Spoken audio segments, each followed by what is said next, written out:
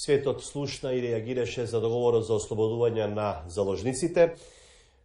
На линија го имаме Мартин Николовски од Гласот на Америка во Вашингтон. Мартин, каква беше улогата на САД во овој дипломатски напор?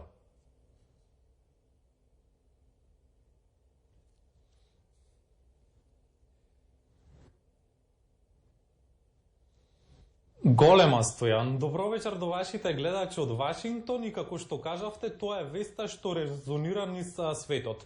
Не е тајна дека САД заедно со Катар и Египет биле вклучени во разговорите за договорот што кога ќе биде имплементиран ќе стане најголем дипломатски пробив и прв голем прекин на борбите откако започна војната. Голем дел од деталите се веќе познати, но она што не се знае е кога реализацијата на договореното ќе почне. Наводно во наредниве 24 часа ќе се знае, но она што ние сега се трудиме да дознаеме е точно тоа што го прашавте. Колкава точно е улогата на САД во ова, зашто слушаме дека со помош на САД Израел добил повеќе отколку што првично било понудено. Официјално од Белата куќа излезе соопштение дека председателот Џо Бајден им се заблагодарил на шејкот Тамин бин Хамад Ал Тани од Катар и на председателот Абдел Фатах Ел Сиси од Египет за како што вели нивното критично лидерство и партнерство во постигнувањето на овој договор за ослободување на заложниците на Хамас.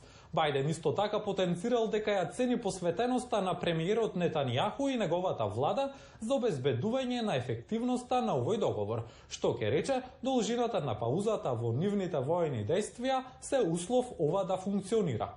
Меѓу заложниците на Хамас има и американци за кои што Бајден рече нема за него поголем приоритет од обезбедувањето на безбедноста на американците кои се држат како заложници ширум светот. Американскиот председател вели дека овој договор е доказ за неуморната дипломатија и решителноста на многу посветени поединци низ владата на Соединетите држави да ги вратат американците дома. Мартин, една топ тема од таму, фентанилот за американците е акутен и голем домашен проблем. Што се презема на ова поле?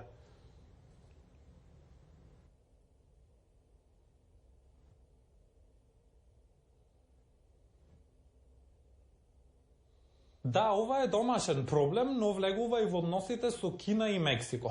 Бајден за ова зборуваше вчера дека неговата администрација прави големи напори да го запре протокот на фентанил и состојките што се користат за производство на смртоносната дрога, по договорите со лидерите на овие држави минатата недела. Сепак, наблюдувачите велат дека досегашните напори за контрола на производството и извозот надвор од земјата се покажале како неефикасни, бидејќи фентанилот може да се испорача неоткриен преку товар на аеродромите, граничните премини, па дури и преку пошта. Бајден рече дека корените на проблемот се надвор од границите на Соединетите држави и дека тоа е глобален предизвик кој бара глобална акција. Стојан? Мартин, ти